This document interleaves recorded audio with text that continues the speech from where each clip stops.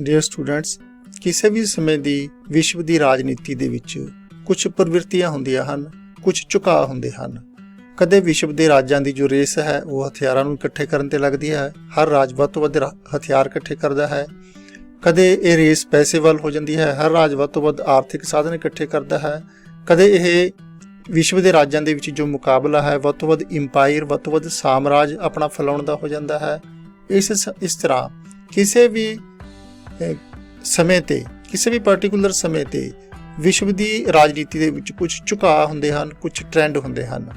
ਇਸ ਕੁਐਸਚਨ ਦੇ ਵਿੱਚ ਅਸੀਂ ਚਰਚਾ ਕਰਾਂਗੇ ਕਿ ਮੌਜੂਦਾ ਸਮੇਂ ਦੀ ਜੋ ਵਿਸ਼ਵ ਦੀ ਰਾਜਨੀਤੀ ਹੈ ਉਸ ਦੇ ਵਿੱਚ ਕਿਹੜੇ-ਕਿਹੜੇ ਝੁਕਾਅ, ਕਿਹੜੇ-ਕਿਹੜੇ ਟ੍ਰੈਂਡ ਸਾਨੂੰ ਨਜ਼ਰ ਆ ਰਹੇ ਹਨ। ਕੋਈ ਵੀ ਵਿਸ਼ਵ ਵਿਵਸਥਾ ਹੋਵੇ ਉਹ ਸਦਾ ਲਈ ਇੱਕੋ ਜਿਹੀ ਨਹੀਂ ਰਹਿੰਦੀ।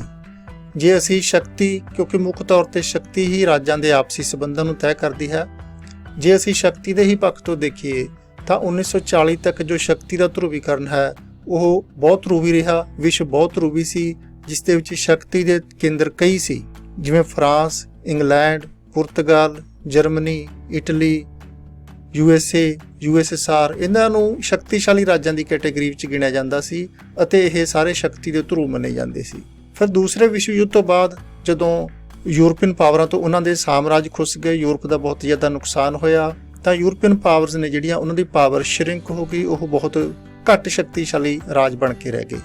ਕਈ ਰਾਜਾਂ ਨੂੰ ਇਸ ਯੁੱਧ ਦੇ ਵਿੱਚ ਭਾਰੀ ਹਾਨੀ ਸਹਿਣੀ ਪਈ। ਜਰਮਨ ਵਰਗੇ ਰਾਜਾਂ ਨੂੰ ਹਾਰ ਦਾ ਮੂੰਹ ਵੇਖਣਾ ਪਿਆ ਅਤੇ ਕੁਝ ਰਾਜ ਨੇ ਜਿਹੜੇ ਉਹ ਸ਼ਕਤੀਸ਼ਾਲੀ ਰਾਜਾਂ ਦੇ ਤੌਰ ਤੇ, ਵਿਸ਼ਵ ਲੀਡਰ ਦੇ ਤੌਰ ਤੇ ਉੱਭਰ ਕੇ ਸਾਹਮਣੇ ਆਏ, ਜਿਨ੍ਹਾਂ ਦੇ ਵਿੱਚੋਂ USA ਅਤੇ USSR ਦੋ ਮੁੱਖ ਰਾਜ ਸੀ।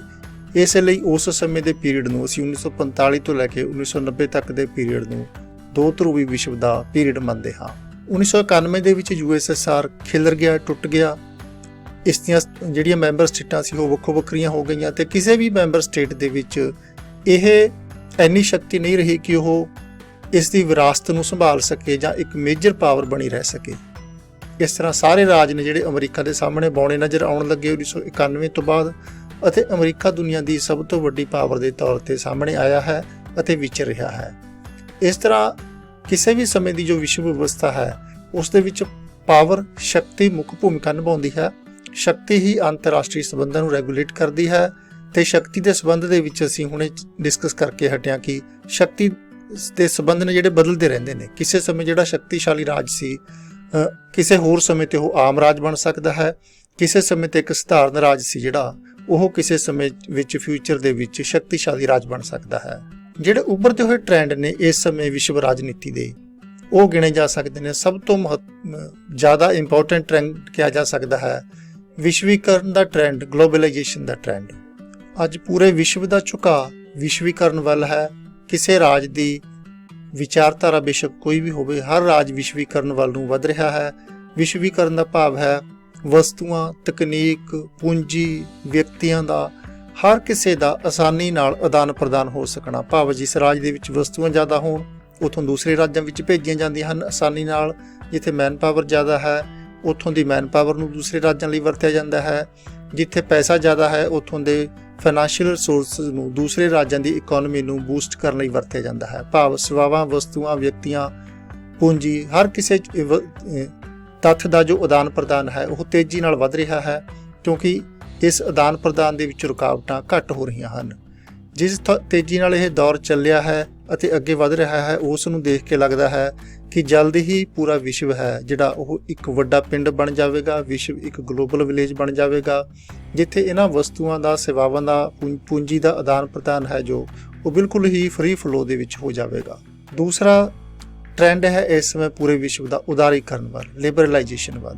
ਕੁਝ ਸਮਾਂ ਪਹਿਲਾਂ ਉਦਾਰੀਕਰਨ ਨੂੰ ਪੂੰਜੀਵਾਦੀ ਰਾਜਾਂ ਦੀ ਪ੍ਰੈਕਟਿਸ ਮੰਨਿਆ ਜਾਂਦਾ ਸੀ, ਪਰ ਅੱਜ ਕਿਸੇ ਰਾਜ ਦੀ ਵਿਚਾਰਧਾਰਾ ਕੋਈ ਵੀ ਹੋਵੇ, ਚਾਹੇ ਕੋਈ ਪੂੰਜੀਵਾਦੀ ਰਾਜ ਹੈ, ਚਾਹੇ ਸਮਾਜਵਾਦੀ ਰਾਜ ਹੈ, ਹਰ ਰਾਜ ਅੱਜ ਦੇ ਸਮੇਂ ਉਦਾਰੀਕਰਨ ਵੱਲ ਨੂੰ ਜਾ ਰਿਹਾ ਹੈ। ਜਿਹੜਾ ਰਾਜ ਉਦਾਰੀਕਰਨ ਵੱਲ ਨੂੰ ਨਹੀਂ ਜਾਂਦਾ ਉਹ ਅੰਤਰਰਾਸ਼ਟਰੀ ਵਪਾਰ ਨਾਲੋਂ ਟੁੱਟੇਗਾ, ਅਤੇ ਅੰਤਰਰਾਸ਼ਟਰੀ ਵਪਾਰ ਨਾਲੋਂ ਟੁੱਟਣ ਦਾ ਅਰਥ ਹੈ ਇਕੋਨਮੀ ਦਾ ਸਲੋ ਡਾਊਨ ਹੋਣਾ, ਰੁਜ਼ਗਾਰ ਦੇ ਮੌਕਿਆਂ ਦੇ ਵਿੱਚ ਕਮੀ ਹੋਣਾ। ਇਸ ਤਰ੍ਹਾਂ ਕੋਈ ਵੀ ਰਾਜ ਹੈ ਜਿਹੜਾ ਇਸ ਪੱਖ ਤੋਂ ਪਿੱਛੇ ਨਹੀਂ ਰਹਿਣਾ ਚਾਹੁੰਦਾ ਉਦਾਰੀਕਰਨ ਤੋਂ।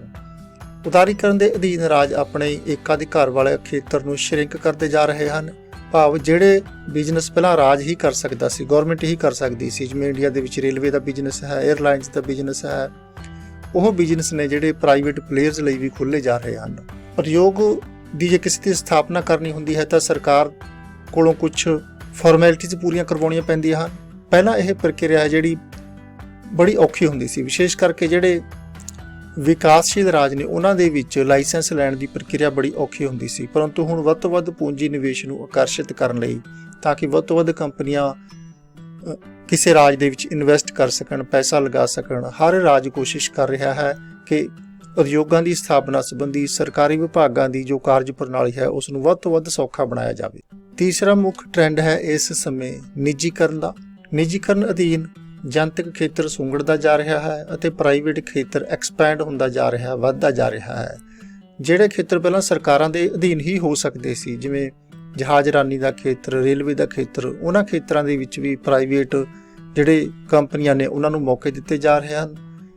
ਜਨਤਕ ਖੇਤਰ ਦੇ ਜਿਹੜੇ ਉਦਯੋਗ ਨੇ, ਭਾਵ ਸਰਕਾਰੀ ਕੰਪਨੀਆਂ ਨੇ, ਉਹਨਾਂ ਨੂੰ ਕੰਪੀਟੀਟਿਵ ਬਣਾਉਣ ਲਈ, ਵਿਸ਼ਵ ਮੰਡੀ ਦੇ ਬਰਾਬਰ ਲਿਆਉਣ ਲਈ ਉਹਨਾਂ ਦੇ ਵਿੱਚ ਪ੍ਰਾਈਵੇਟ ਭਾਈਵਾਲੀ ਪਵਾਈ ਜਾ ਰਹੀ ਹੈ। ਚੌਥਾ ਟ੍ਰੈਂਡ ਹੈ ਇਸ ਸਮੇਂ ਦਾ ਸਾਰੇ ਰਾਜਾਂ ਦਾ ਲੋਕਤੰਤਰੀ ਪ੍ਰਣਾਲੀ ਵੱਲ ਝੁਕਾਅ ਹੋ ਰਿਹਾ ਹੈ। ਪਿਛਲੇ ਕੁਝ ਸਾਲਾਂ ਤੋਂ ਕਈ ਸੰਘਰਸ਼ ਚੱਲੇ ਹਨ ਵੱਖੋ ਵੱਖਰੇ ਰਾਜਾਂ ਦੇ ਵਿੱਚ ਲੋਕਤੰਤਰ ਨੂੰ ਇੰਪਲੀਮੈਂਟ ਕਰਨ ਲਈ। ਜਿਹੜੇ ਰਾਜਾਂ ਦੇ ਵਿੱਚ ਲੋਕਤੰਤਰ ਨਹੀਂ ਸੀ, ਜਿਹੜੇ ਰਾਜਾਂ ਦੇ ਵਿੱਚ ਕਿਸੇ ਵਿਅਕਤੀ ਨੂੰ ਹੀ ਪ੍ਰਧਾਨ ਮੰਨਿਆ ਜਾਂਦਾ ਸੀ, ਉਸ ਦੀ ਪੂਜਾ ਅਸੀਂ ਕਹਿ ਸਕਦੇ ਹਾਂ ਕੀਤੀ ਜਾਂਦੀ ਸੀ, ਉਸ ਨੂੰ ਅਨਕੰਟਰੋਵਰਸ਼ੀਅਲ ਲੀਡਰ ਮੰਨਿਆ ਜਾਂਦਾ ਸੀ, ਜਿਵੇਂ ਇੱਕ ਮੱਧ ਯੁੱਗ ਦੇ ਵਿੱਚ ਦੈਵੀ ਸ਼ਕਤੀ ਦਾ ਸਿਧਾਂਤ ਹੋਵੇ ਉਸ ਤਰ੍ਹਾਂ ਉਹਨਾਂ ਲੀਡਰਾਂ ਨੂੰ ਸਮਝਿਆ ਜਾਂਦਾ ਸੀ। ਹੁਣ ਉਹਨਾਂ ਲੀਡਰਾਂ ਦੇ ਖਿਲਾਫ ਵੀ ਆਵਾਜ਼ਾਂ ਉੱਠਣ ਲੱਗੀਆਂ ਹਨ ਕਈ ਰਾਜਾਂ ਦੇ ਵਿੱਚ। ਪਿਛਲੇ ਕੁਝ ਸਮੇਂ ਦੇ ਦੌਰਾਨ ਲੀਬੀਆ, ਪੋਲੈਂਡ, ਮਿਆਂਮਾਰ ਆਦਿ ਇਹਨਾਂ ਰਾਜਾਂ ਦੇ ਵਿੱਚ ਜਿੱਥੇ ਨਾਨ ਡੈਮੋਕ੍ਰੇਟਿਕ ਗਵਰਨਮੈਂਟਸ ਨੇ, ਉੱਥੇ ਡੈਮੋਕ੍ਰੇਟਿਕ ਗਵਰਨਮੈਂਟ ਦੀ ਬਹਾਲੀ ਲਈ ਮੰਗਾਂ ਉੱਠ ਚੁੱਕੀਆਂ ਹਨ ਅਤੇ ਕਾਫੀ ਰਾਜਾਂ ਦੇ ਵਿੱਚ ਪਿਛਲੇ ਕੁਝ ਸਮੇਂ ਦੇ ਦੌਰਾਨ, ਪਿਛਲੇ ਅੱਧੀ ਕੁ ਸਦੀ ਦੇ ਦੌਰਾਨ ਲੋਕਤੰਤਰ ਸਥਾਪਿਤ ਵੀ ਹੋਇਆ ਹੈ। ਇੱਥੇ ਜੇ ਅਸੀਂ ਦੋ ਨਕਸ਼ਿਆਂ ਨੂੰ ਕੰਪੇਅਰ ਕਰੀਏ, 1977 ਦਾ ਨਕਸ਼ਾ ਵਿਸ਼ਵ ਦਾ ਅਤੇ 2017 ਦਾ, ਇੱਥੇ ਜਿਹੜੇ ਹਲਕੇ ਨੀਲੇ ਰੰਗ ਨਾਲ ਦਿਖਾਏ ਗਏ ਰਾਜ ਹਨ ਉਹ ਲੋਕਤੰਤਰੀ ਰਾਜ ਹਨ।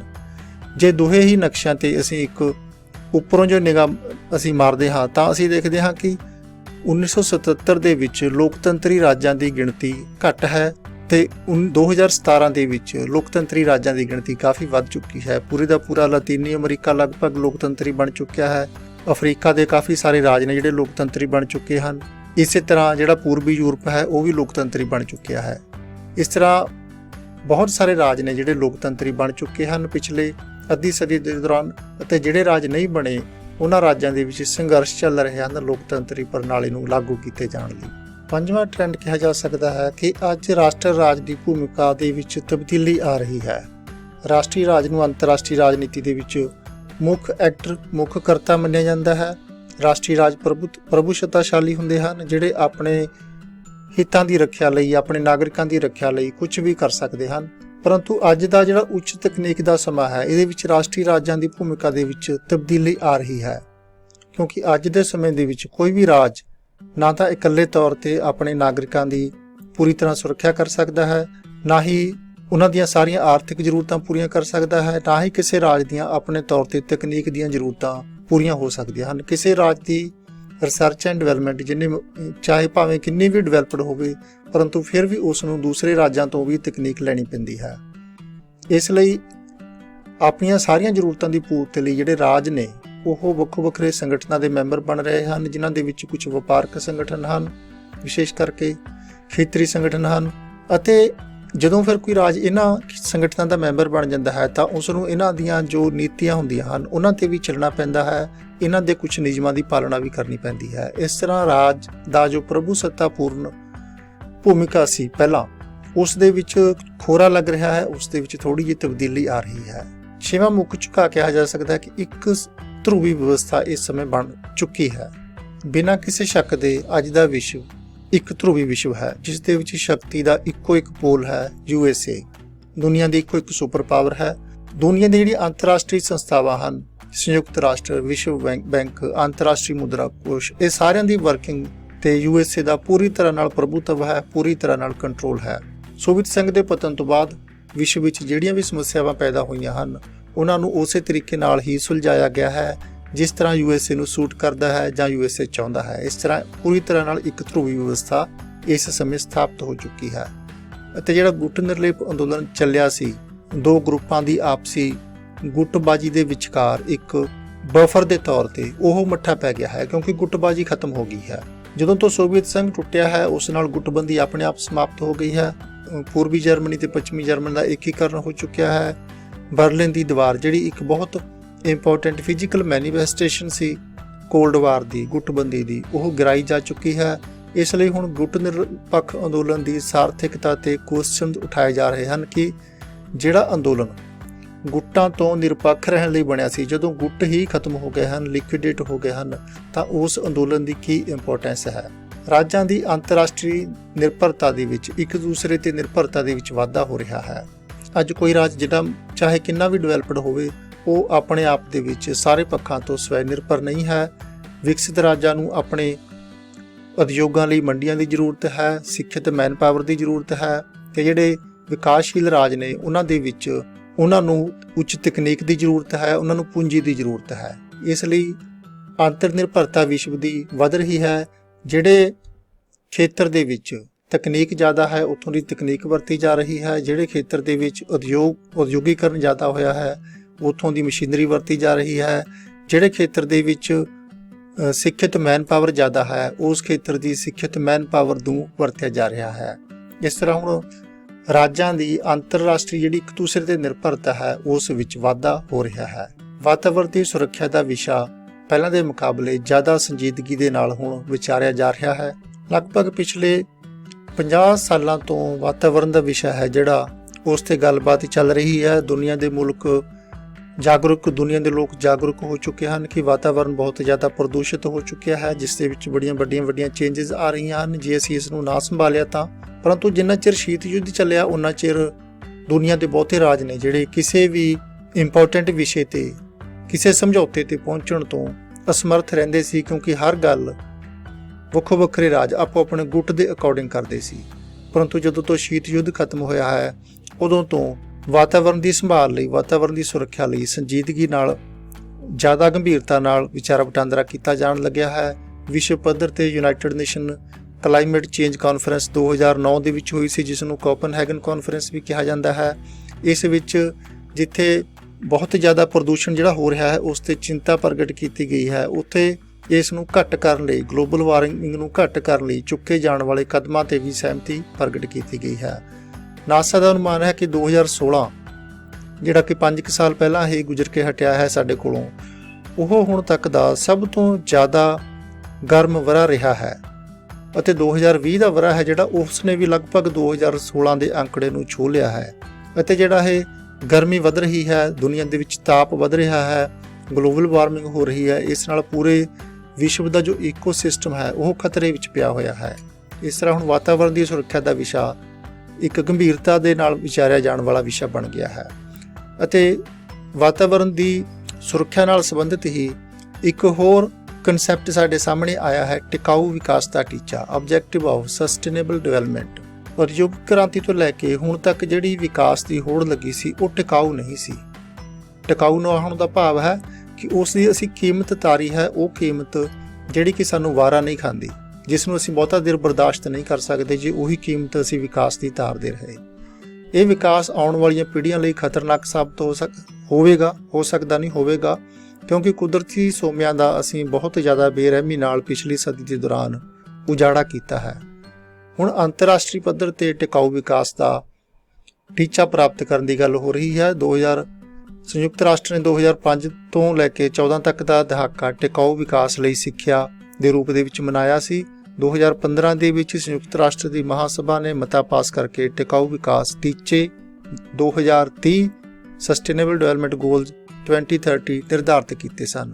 ਟਿਕਾਊ ਵਿਕਾਸ ਦਾ ਥੀਮ ਹੈ ਜਿਹੜਾ, ਉਹ ਅਸੀਂ ਇਸ ਪਿਕਚਰ ਦੇ ਵਿੱਚ ਦੇਖ ਸਕਦੇ ਹਾਂ ਕਿ ਇੱਕ ਜੋ ਜਨਰੇਸ਼ਨ ਹੈ ਉਸ ਕੋਲ ਜੋ ਕੁਦਰਤੀ ਸਾਧਨ ਹਨ, ਉਹ ਨੈਕਸਟ ਜਨਰੇਸ਼ਨ ਨੂੰ ਸੌਂਪ ਰਹੀ ਹੈ, ਭਾਵ ਨੈਕਸਟ ਜਨਰੇਸ਼ਨ ਨੂੰ ਕੁਦਰਤੀ ਸਾਧਨਾਂ ਤੋਂ ਵੰਚਿਤ ਨਹੀਂ ਕਰ ਰਹੀ। ਇਸੇ ਹੀ ਇੱਕ ਪਿਕਚਰ ਦੇ ਵਿੱਚ ਅਸੀਂ ਟਿਕਾਊ ਵਿਕਾਸ ਦਾ ਪੂਰਾ ਮਾਡਲ, ਪੂਰਾ ਥੀਮ ਹੈ ਜਿਹੜਾ ਉਹ ਸਮਝ ਸਕਦੇ ਹਾਂ। ਤੇ ਟਿਕਾਊ ਵਿਕਾਸ ਹੈ ਜਿਹੜਾ, ਇਸ ਦੀ ਅੱਜ ਸਾਰੇ ਵਿਸ਼ਵ ਨੂੰ ਜ਼ਰੂਰਤ ਹੈ ਅਤੇ ਸਾਰਾ ਵਿਸ਼ਵ ਇਸ ਦੀ ਗੱਲ ਕਰ ਰਿਹਾ, ਪਰੰਤੂ ਬਹੁਤ ਜ਼ਿਆਦਾ ਗੰਭੀਰਤਾ ਨਾਲ, ਬਹੁਤ ਜ਼ਿਆਦਾ ਸੰਜੀਦਗੀ ਨਾਲ ਅਜੇ ਹੋਰ ਕਦਮ ਚੁੱਕੇ ਜਾਣ ਦੀ ਜ਼ਰੂਰਤ ਹੈ। ਤਾਂ ਹੀ ਟਿਕਾਊ ਵਿਕਾਸ ਦਾ ਟੀਚਾ ਹਾਸਲ ਕੀਤਾ ਜਾ ਸਕਦਾ ਹੈ। ਅੱਜ ਸੰਯੁਕਤ ਰਾਸ਼ਟਰ ਦੇ ਸੰਗਠਨ ਵਿੱਚ ਪਰਿਵਰਤਨ ਦੀ ਮੰਗ ਜ਼ੋਰ ਫੜਦੀ ਜਾ ਰਹੀ ਹੈ, ਕਿਉਂਕਿ ਸੰਯੁਕਤ ਰਾਸ਼ਟਰ ਦਾ ਗਠਨ 1945 ਵਿੱਚ ਹੋਇਆ ਸੀ। ਉਸ ਸਮੇਂ ਇਸ ਦੇ ਮੈਂਬਰਾਂ ਦੀ ਕੁੱਲ ਗਿਣਤੀ ਕੇਵਲ 51 ਸੀ, ਪਰੰਤੂ ਅੱਜ ਇਸ ਦੇ ਮੈਂਬਰਾਂ ਦੀ ਗਿਣਤੀ ਬਹੁਤ ਵੱਧ ਚੁੱਕੀ ਹੈ। ਇਸ ਦੇ ਮੈਂਬਰ 193 ਹੋ ਚੁੱਕੇ ਹਨ। ਲਗਭਗ ਸਾਰੇ ਦੇਸ਼ ਜੋ ਪੂਰੀ ਤਰ੍ਹਾਂ ਸੁਤੰਤਰ ਹਨ ਯੂਨਾਈਟਿਡ ਨੇਸ਼ਨ ਦੇ ਮੈਂਬਰ ਬਣ ਚੁੱਕੇ ਹਨ। ਪਰੰਤੂ ਇਸ ਦਾ ਜਿਹੜਾ ਸਭ ਤੋਂ ਸ਼ਕਤੀਸ਼ਾਲੀ, ਸਭ ਤੋਂ ਮਹੱਤਵਪੂਰਨ ਅੰਗ ਹੈ, ਇਸ ਦਾ ਸੁਰੱਖਿਆ ਪ੍ਰੀਸ਼ਦ ਹੈ। ਉਸ ਦੇ ਮੈਂਬਰਾਂ ਦੀ ਗਿਣਤੀ ਜਦੋਂ 51 ਕੁੱਲ ਮੈਂਬਰ ਸੀ, ਉਦੋਂ ਉਸ ਦੇ ਮੈਂਬਰਾਂ ਦੀ ਗਿਣਤੀ ਕੇਵਲ 11 ਸੀ ਤੇ ਹੁਣ ਉਸ ਨੂੰ ਵਧਾ ਕੇ ਕੇਵਲ 15 ਕੀਤਾ ਗਿਆ ਹੈ, ਜਦੋਂ ਕਿ ਟੋਟਲ ਮੈਂਬਰਸ਼ਿਪ ਦੇ ਵਿੱਚ ਲਗਭਗ 3 ਗੁਣਾ ਦਾ ਵਾਧਾ ਹੋ ਚੁੱਕਿਆ ਹੈ। ਉਸ ਸਮੇਂ ਜਦੋਂ ਸੰਯੁਕਤ ਰਾਸ਼ਟਰ ਬਣਾਇਆ ਗਿਆ 1945 ਦੇ ਵਿੱਚ, ਤਾਂ ਇਹਨਾਂ 11 ਮੈਂਬਰਾਂ ਦੇ ਵਿੱਚੋਂ 5 ਜਿਹੜੀਆਂ ਵੱਡੀਆਂ ਸ਼ਕਤੀਆਂ ਸੀ ਉਹਨਾਂ ਨੂੰ ਵੀ ਸ਼ਾਮਲ ਕੀਤਾ ਗਿਆ ਸੀ ਪਰਮਾਨੈਂਟ ਮੈਂਬਰ ਦੇ ਤੌਰ ਤੇ। ਭਾਵ ਉਹਨਾਂ ਦੀ ਇਲੈਕਸ਼ਨ ਨਹੀਂ ਹੁੰਦੀ ਸੀ, ਉਹ ਹਰ ਹਾਲਤ ਦੇ ਵਿੱਚ ਯੂਨਾਈਟਿਡ ਨੇਸ਼ਨ ਸਿਕਿਉਰਿਟੀ ਕਾਉਂਸਲ ਦੀਆਂ ਮੈਂਬਰ ਰਹਿੰਦੀਆਂ ਸੀ ਅਤੇ ਉਹਨਾਂ ਕੋਲ ਵੀਟੋ ਪਾਵਰ ਹੁੰਦੀ ਸੀ, ਭਾਵ ਉਹ ਕਿਸੇ ਵੀ ਮਤੇ ਨੂੰ ਪਾਸ ਹੋਣ ਤੋਂ ਰੋਕ ਸਕਦੀਆਂ ਸੀ। ਅੱਜ ਜਦੋਂ ਮੈਂਬਰਾਂ ਦੀ ਗਿਣਤੀ ਵਧੀ ਹੈ, ਕਈ ਹੋਰ ਰਾਜਾਂ ਨੇ ਸਰਵਪੱਖੀ ਵਿਕਾਸ ਕੀਤਾ ਹੈ, ਵੱਡੀਆਂ ਡੈਮੋਕ੍ਰੇਸੀਜ਼ ਹੋਂਦ ਵਿੱਚ ਆਈਆਂ ਹਨ ਭਾਰਤ ਵਰਗੀਆਂ, ਤਾਂ ਇਹਨਾਂ ਰਾਜਾਂ ਨੇ ਮੰਗ ਸ਼ੁਰੂ ਕੀਤੀ ਹੈ ਕਿ ਸੰਯੁਕਤ ਰਾਸ਼ਟਰ ਦੇ ਸਟਰਕਚਰ ਵਿੱਚ ਚੇਂਜ ਕੀਤੀ ਜਾਵੇ, ਵਿਸ਼ੇਸ਼ ਕਰਕੇ ਸੁਰੱਖਿਆ ਪ੍ਰੀਸ਼ਦ ਦੇ ਵਿੱਚ, ਤੇ ਇਹਦੇ ਵਿੱਚ ਜਿਹੜੇ ਮੈਂਬਰ ਨੇ ਉਹਨਾਂ ਦੀ ਗਿਣਤੀ ਦੇ ਵਿੱਚ ਵਾਧਾ ਕੀਤਾ ਜਾਵੇ ਤੇ ਜਿਹੜੇ ਪਰਮਾਨੈਂਟ ਮੈਂਬਰ ਨੇ ਉਹਨਾਂ ਦੀ ਗਿਣਤੀ ਵਿੱਚ ਵੀ ਵਾਧਾ ਕੀਤਾ ਜਾਵੇ। ਪਰਮਾਨੈਂਟ ਮੈਂਬਰਸ਼ਿਪ ਦੇ ਜਿਹੜੇ ਦਾਅਵੇਦਾਰ ਰਾਜ ਨੇ ਉਹਨਾਂ ਵਿੱਚ ਸਭ ਤੋਂ ਇੰਪੋਰਟੈਂਟ ਨੇ ਭਾਰਤ, ਬ੍ਰਾਜ਼ੀਲ, ਜਾਪਾਨ ਤੇ ਜਰਮਨੀ।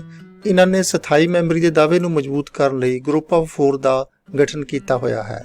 ਇਸ ਗਰੁੱਪ ਆਫ 4 ਦੇ ਅਧੀਨ ਇਹ ਕੋਸ਼ਿਸ਼ ਕਰਦੇ ਰਹਿੰਦੇ ਹਨ ਕਿ ਸੰਯੁਕਤ ਰਾਸ਼ਟਰ ਦੇ ਸੰਗਠਨ ਦੇ ਵਿੱਚ ਤਬਦੀਲੀਆਂ ਕੀਤੀਆਂ ਜਾਣ ਤੇ ਇਹਨਾਂ ਰਾਜਾਂ ਨੂੰ ਪਰਮਾਨੈਂਟ ਮੈਂਬਰ ਬਣਾਇਆ ਜਾਵੇ ਸਿਕਿਉਰਿਟੀ ਕਾਉਂਸਲ ਦਾ। ਇਹ ਸੀ ਵਿਸ਼ਵ ਰਾਜਨੀਤੀ ਵਿੱਚ ਉੱਭਰਦੇ ਟ੍ਰੈਂਡਸ ਦਾ ਪਹਿਲਾ ਭਾਗ। ਇਸ ਦਾ ਦੂਸਰਾ ਭਾਗ ਅਸੀਂ ਆਪਣੇ ਅਗਲੇ ਲੈਕਚਰ ਦੇ ਵਿੱਚ ਕਰਾਂਗੇ। ਬਹੁਤ ਬਹੁਤ ਧੰਨਵਾਦ। Good luck.